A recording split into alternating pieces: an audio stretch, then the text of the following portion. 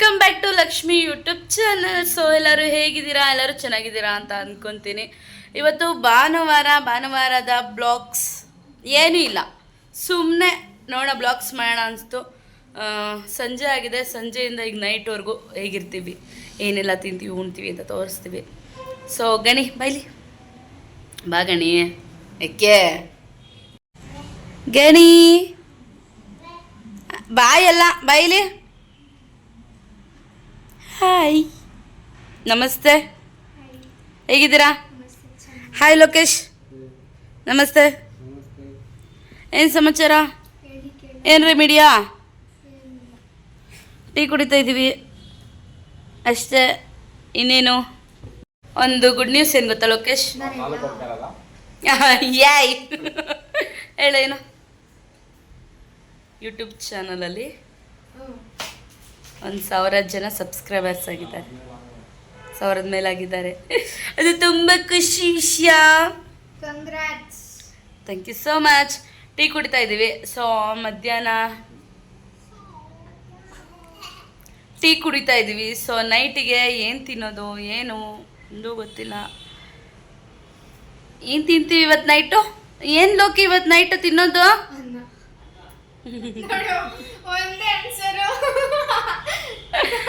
ಅನ್ನ ತಿಂತೀವಿ ಗೊತ್ತು, ವೆರೈಟೀಸ್ ಆಗಿ ಏನು ತಿಂತಾ ಇದ್ದೇವೆ ಈಗೆಲ್ಲ. ನಾನು ಒಂದೊಂದು ಪ್ರಶ್ನೆ ಕೇಳೋಣ ಅಂತ. ಆಯ್ತು ಇರೋ, ಆಫ್ ಮಾಡ್ತೀನಿ. ಅಪ್ಪ ಹಿಂಗೆ ವಿಡಿಯೋ ಮಾಡಿ ಯೂಟ್ಯೂಬ್ಗೆ ಹಾಕ್ತೀನಿ. ನಾನು ಸ್ನಾನಕ್ಕೆ ಹೋಗ್ತಾ ಇದ್ದೀನಿ, ಆಫ್ ಮಾಡೋ. ಸ್ನಾನದ ಬಂದ್ಮೇಲೆ ಒಂದು ಕ್ವಶನ್ಗೆ ಉತ್ತರ ಕೊಡಬೇಕು. ಇರು, ಇವಳನ್ನ ಕೇಳ್ತೀನಿ. ಚಿಕ್ಕಿರೋ ಬಟ್ಟೆ ಯಾಕೆ ಎತ್ತಿಟ್ಟಿಲ್ಲ? ಕೆಲಸ ಮಾಡು ಕಂದ, ಬಟ್ಟೆ ಎತ್ತಿಡು ಕಂದ, ಬಿರಿಯಾನಿ ತಿಂತೀಯ ಕಂದ. ನಿನ್ನ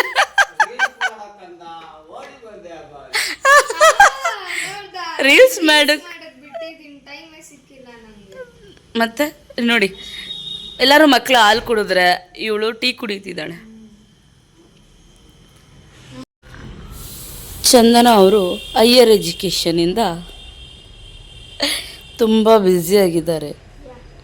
ಸೊ ಮೈಂಡ್ ರಿಲ್ಯಾಕ್ಸ್ ಆಗೋಕ್ಕೋಸ್ಕರ ನಾವು ಹೊರಗಡೆ ಹೋಗಿದ್ವಿ, ಬಟ್ ಜಾಸ್ತಿ ಹೊತ್ತಿರಲಿಲ್ಲ. ಹೇಗೆ ನಡೀತಿದೆ ನಿಮ್ಮ ಎಜುಕೇಷನು ಚಂದನ? ಹೆಂಗೆ ಅಂದರೆ ಆರಾಮಾಗಿದ್ದೀರಾ, ಕೂಲಾಗಿದ್ದೀರಾ? ಹ್ಯಾಂಡ್ ರೈಟಿಂಗ್ ತುಂಬ ಇಂಪ್ರೂವ್ ಮಾಡ್ಕೋಬೇಕು. ಹೇಗೆ ಅನಿಸ್ತಾ ಇದೆ ನಿಮಗೆ ಈ ಎಜುಕೇಷನ್? ಹೇಗೆ ಅನಿಸ್ತಿದೆ?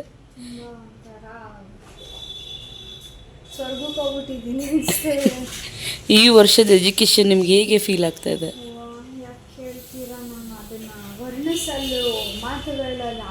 ಪದಗಳು ಕನ್ನಡನೂ ಬರಲ್ಲ, ತಪ್ಪು ನಮ್ಮದೇ.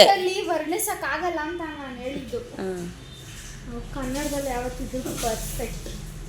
ಇಂಗ್ಲೀಷ್ ಚಿಕ್ಕಮ್ಮ, ಹಿಂದಿ ಅದ್ದಮ್ಮ. ಗೊತ್ತು ಅಂತಾದ್ರೆ ಇವನು ಯಾವಾಗ ವಿಡಿಯೋ ಪೋಸ್ಟ್ ಮಾಡಿದ್ವಲ್ಲ ಇವಾಗ ಇನ್ನು ರೀಸೆಂಟಾಗಿ ಏನಂತ ಹಾಕೋರಿ ಹಿಂದಿಲಿ, ಲಡ್ಕಿ ಬಹುತ್ ದಪ್ಪ ಹೋದೆ ಅಂತ ಹಾಕೋನಲ್ಲ, ಬಹುತ್ ಬಡಿಯಾ ಅಂತ ಹಾಕೋನಲ್ಲ. ನಾನು ಹೇಳೋದು ಜಿಂಕೆ ಸಣ್ಣನೇ ಇರಬೇಕು, ಆನೆ ಸಣ್ಣನೇ ಇರಬೇಕು ತಾನೆ? ಹೌದು ತಾನೆ? ಈಗ ಆನೆ ತುಂಬಾ ಮರೀದಾದ್ರೆ ಇದಾಗ್ತಾರ, ಏನದು ಅಂಬಾರಿ ಒರೆಸ್ತಾರ?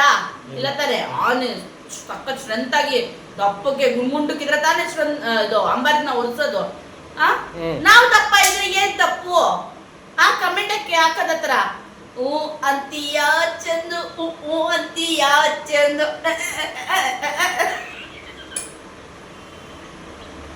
ಹೇಳು ಚಂದು, ಮಾತೇ ಬರ್ತಿಲ್ವಾ? ನನ್ನ ಬಗ್ಗೆ ಅವಾಗಲೇ ಕ್ವಶನ್ ಕೇಳಬೇಕಿತ್ತು. ಚಂದು, ನನ್ನ ಬಗ್ಗೆ ಕ್ವಶನ್. ನಿಮ್ಮಮ್ಮ ತುಂಬಾ ಇನ್ನೋಸೆಂಟ್ ತಾಯಿ. ಮುಚ್ಕೊಂಡು ಹೇಳಲ್ಲಿ. ಮತ್ತೆ ನಿಮ್ಮಮ್ಮ ತುಂಬಾ ಹಂಬಲ್ ಪರ್ಸನ್. ಆಮೇಲೆ ನಿಮ್ಮಮ್ಮನ ಕೋಪ ಬರಲ್ಲ. ನೀವು ಕೇಳೋ ಎಲ್ಲದಕ್ಕೂ ಕಾಮ್ ಅಂಡ್ ಕೂಲಾಗಿ ಉತ್ತರ ಕೊಡ್ತಾಳೆ.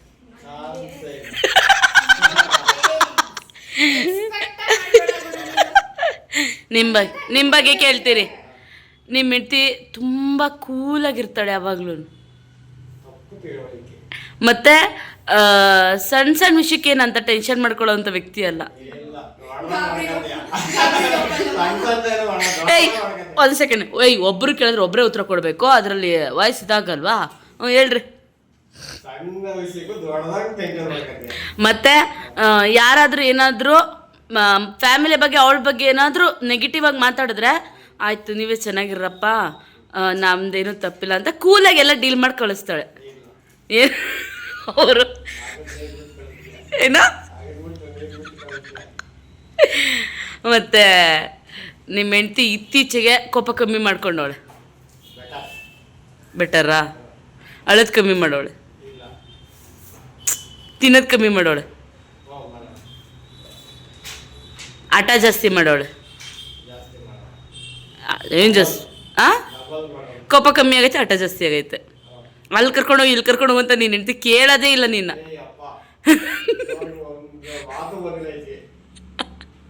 ರಿಯಾಕ್ಷನ್ಗಿಂತ ನನ್ನ ರಿಯಾಕ್ಷನ್ ಚೆನ್ನಾಗಿರುತ್ತೆ. ನಿಮ್ಮ ಹೆಂಡತಿ ಮತ್ತೆ ಖರ್ಚಿಗೆ ಕಾಸೆಲ್ಲ ಕೇಳಲ್ಲ.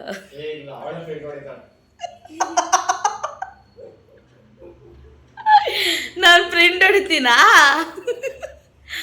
ಆಮೇಲೆ ಇನ್ನೊಂದು, ಬೆಳಗ್ಗೆ ಎದ್ದೋಳದೆ ನಿಮ್ಮ ಹೆಂಡತಿ ನಿಮ್ಮ ಕಾಲನ್ನ ಮುಗ್ದು ನಮಸ್ಕಾರ ಮಾಡಿ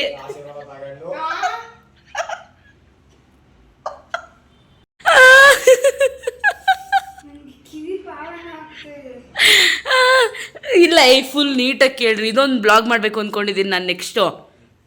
ಬೆಳಗ್ಗೆ ಎದ್ದು ನಿಮ್ಮ ಹೆಂಡತಿ ನಿಮ್ಮ ಕಾಲು ನಮಸ್ಕಾರ ಮಾಡಿ ಪತಿಯೇ ಪರದೈವ ಅಂತ ಅಂದ್ಬಿಟ್ಟು ಮತ್ತೆ ನಿಮ್ಮ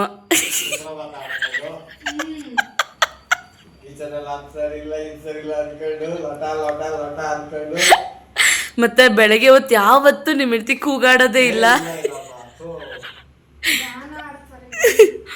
ಅದಾದಮೇಲೆ ಗಂಡಂಗೆ ಕಾಫಿ ಟೀ ಊಟ ಎಲ್ಲ ಕೇಳಿ ಗಂಡ ಹೇಳಿದ್ರೆ ಮಾತ್ರ ಹೊಸ್ಲಿಂದ ಹೊರಗಡೆ ಕಾಲಿಟ್ಟು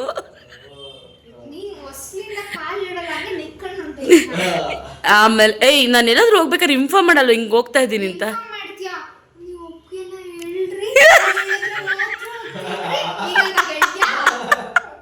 ಹ್ಞೂ ನಿಜ. ನನ್ನ ಸತ್ಯನೇ ಹೇಳ್ತಾ ಇರೋದು. ಯಾಕೆ ನಗೋದು ಗುರು? ನೀನು ಯಾಕೆ ಗುರು ನಗೋದು? ನಾನು ಸತ್ಯನೇ ಹೇಳ್ತಿರೋದು ಆಯ್ತಾ. ಆಮೇಲೆ ಜಿಮ್ಮಿಂದ ನಾನು ಏನಾದರೂ ಕರ್ಕೊಂಬರಕ್ಕಾಗಲ್ಲ ಕಣೆ ಅಂತ ಅಂದರೆ ಆಯ್ತು ರೀ, ನಾನು ಊರಿ ಆಯ್ತು ರೀ ಅಂತ ತಲೆ ಬಗ್ಗಿಸ್ಕೊಂಡು ಅಲ್ಲಿಂದ ನಡ್ಕೊಂಬರ್ತೀನಿ. ಮತ್ತು ಅದಾದಮೇಲೆ ನನ್ನ ಗಂಡ ಏನೇ ಒಂದು ಮಾತಂದ್ರೂ ನಾನು ಸರಿ ರೀ ಅಂದೇನೆ ಬೇರೆ ಮಾತೇ ಆಡಲ್ಲ.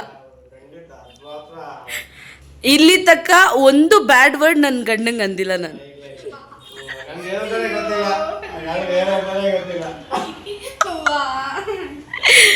ಆಯ್ತಾ? ಸಾಕು, ನೆಕ್ಸ್ಟ್ ಬ್ಲಾಗ್ ಮಾಡ್ತೀನಿ. ಹೇಳಿದೆಲ್ಲವೂ ಸತ್ಯನೇ, ಯಾವುದೂ ಸುಳ್ಳಿಲ್ಲ. ಎಷ್ಟು ಬೆಂಗಳೂರು ಎಷ್ಟು ಸೆಕೆ ಆಗ್ತಿದೆ ಅಂತಂದರೆ ನೋಡಿ, ನನ್ನ ಮೇಕಪ್ ಎಲ್ಲ ಸ್ವೆಟ್ ಆಗ್ತಿದೆ, ಕಾಜಲೆಲ್ಲ ಬಂದುಬಿಟ್ಟಿದೆ. ಅಷ್ಟು ಸೆಕೆ. ಈಗ ಆಕ್ಚುಲಿ ಮಳೆ ಬರಬೇಕಿತ್ತಲ್ಲ.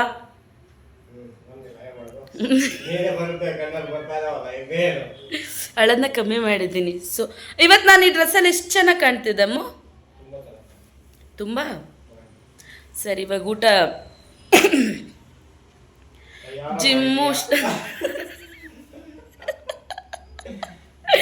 Gym stop ಮಾಡಿಬಿಟ್ಟಿದೆ. ಸುಮಾರು ದಿನ ಆಗೋಗಿತ್ತು ಜಿಮ್ಗೆ ಹೋಗಿ. ಇದೆಲ್ಲ ಏನಾಗಿದೆ ಅಂದರೆ ಅಲ್ಲೆಲ್ಲೋ ಹೋಗಿದ್ದೆ, ಹೊರಗಡೆ ಬಂದು ಹಂಗೆ ಮಲ್ಕೊಂಡಿದ್ದೆ, ಅದಕ್ಕೆ ಇಷ್ಟೆಲ್ಲ ಹಾಳಾಗಿದೆ.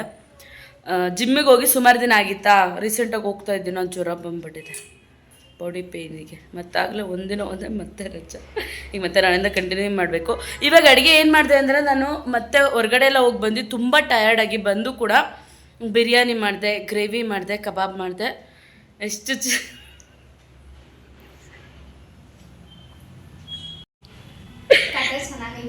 ಕತೆ ಅಲ್ಲ, ಸೀರಿಯಸ್ ಆಗಿ ಕತೆ ಅಲ್ಲ, ನಿಜವಾಗ್ಲು ಎಷ್ಟು ಪಾತ್ರೆ ಬಿದ್ದಿದೆ ಅಂತ ಅಂದರೆ, ಏನಕ್ಕೆ ಸ್ವೆಟ್ ಆಗಿದ್ದೀನಿ ಅಂತ ಅಂದರೆ ಇದಕ್ಕೇನೆ ಬಂದು ಬಿರಿಯಾನಿ ಮತ್ತು ಗ್ರೇವಿ ಕಬಾಬ್ ಎಲ್ಲ ಮಾಡಿ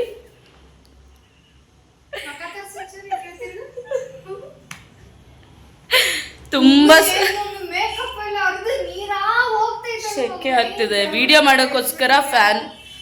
ಮಾಡೋಕ್ಕೋಸ್ಕರ ಫ್ಯಾನ್ನ ಆಫ್ ಮಾಡಿದೀವಿ.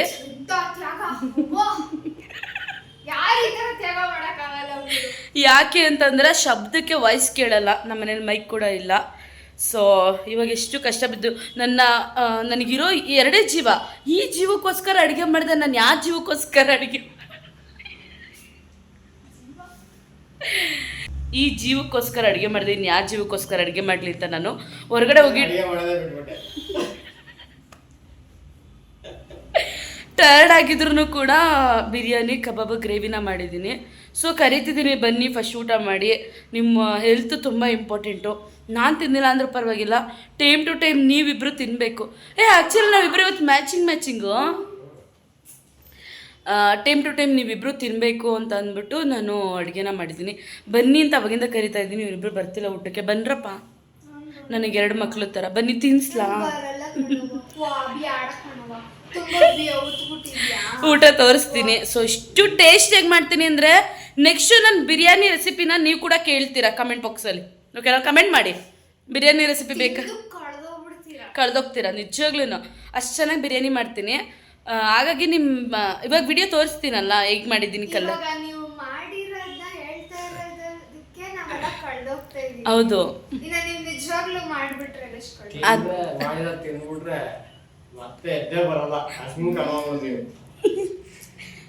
ಮಾಡಿದ್ದೀನಿ ತಾನೆ. ಸೊ ಇವಾಗ ತೋರಿಸ್ತೀನಿ ಅವು ಕಲರ್, ಅದ್ರ ಟೇಸ್ಟು ಎಲ್ಲನೂ ಕೂಡ ತೋರಿಸ್ತೀನಿ. ನೀವು ಆ ರೆಸಿಪಿ ಬೇಕು ಅಂತ ಅಂದರೆ ಕಮೆಂಟ್ ಮಾಡಿ, ನಾನು ಕಮೆಂಟಲ್ಲಿ ಹಾಕ್ತೀನಿ.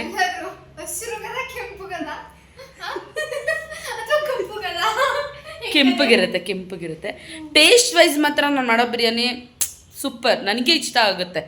ಸೊ ಇವರಂತೂ 4 ಸತಿ ಹಾಕ್ಸ್ಕೊಂಡು ತಿಂತಾರೆ. ಇವಾಗ ಮಾಡಿರೋ ಬಿರಿಯಾನಿ ಅಂತೂ 4 ಸತಿ ಹಾಕ್ಸ್ಕೊಂಡು ತಿಂತಾರೆ, ಅಷ್ಟು ಟೇಸ್ಟ್ ಆಗಿದೆ. ಹಂಗಾರೆ ಹೋಟೆಲ್ ಮಾಡ್ಬೋದಲ್ಲ.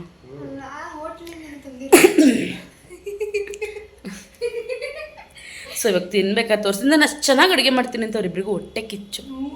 ಸೊ ಹಾಗಾಗಿ ಈ ಕಡೆ ಚೆನ್ನಾಗಿ ಕಾಣ್ತಿದೆ ಕ್ಯಾಮ್ರಾ, ಅಲ್ಲಿಗಿಂತ ಈ ಇದ್ರ ಚೆನ್ನಾಗಿ ಕಾಣ್ತಿದೆ.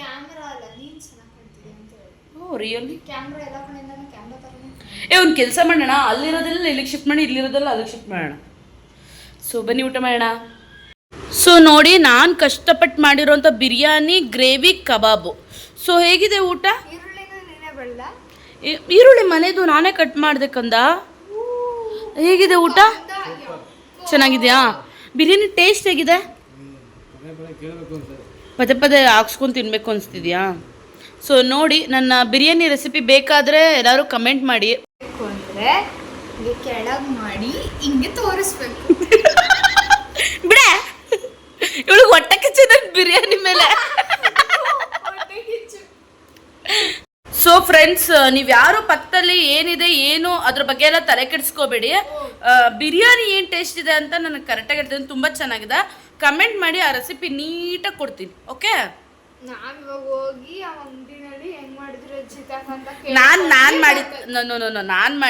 ಮಾಡಿದ ರೆಸಿಪಿ ಕೇಳಿ ನಾನು ಹಾಕ್ತೀನಿ.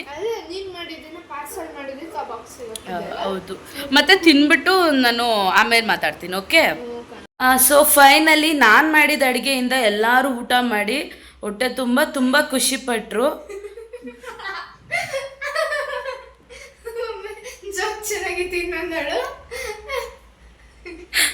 ನಿಜವಾಗ್ಲೂ ನಾನೇ ಕಷ್ಟಪಟ್ಟು ಮಾಡಿದ ಅಡುಗೆಯಿಂದ ಅಡುಗೆಗೆಲ್ಲ ಬೆವರು ಸುರಿಸಿಲ್ಲ. ಸೊ ಹಂಗೆ ಶೆಕೆ ಆಗ್ತಿತ್ತು. ಸೊ ಯಾರೇನೇ ಅಂದ್ಕೊಳ್ಳಿ, ಕಿವಿ ಮೇಲೆ ಹಾಕ್ಕೊಂಡೆ ನಿಮ್ಮ ಜೀವನ, ನಿಮ್ಮ ಕೆಲಸ ನೀವು ಕರೆಕ್ಟಾಗಿ ಮಾಡ್ಕೊಂಡು ಹೋಗ್ರಿ ಅಂತ ಹೇಳ್ತಾ, ಸೊ ಪ್ಲೀಸ್ ನನ್ನ ವಿಡಿಯೋ ಇಷ್ಟ ಆಗಿದ್ರೆ ಲೈಕ್, ಶೇರ್, ಕಮೆಂಟ್ ಮಾಡಿ. ಮತ್ತೆ ಕುಕಿಂಗ್ ಬ್ಲಾಗ್ ಬೇಕು ಅಂದರೆ ದಯವಿಟ್ಟು ಈ ವಿಡಿಯೋ ನೋಡಿ. ನೆಕ್ಸ್ಟು ಮೇಡಮ್ ನೀವು ಮಾಡಿರೋ ರೆಸಿಪಿನ ಬೇಕು ಅಂತ ಕಮೆಂಟ್ ಹಾಕಿ. ಸೊ ನೆಕ್ಸ್ಟ್ ಟೈಮು ಖಂಡಿತವಾಗ್ಲೂ ರೆಸಿಪಿನ ತೋರಿಸ್ಕೊಡ್ತೀನಿ ಅಂತ ಹೇಳ್ತಾ, ಬಾಯ್, ಲವ್ ಯು.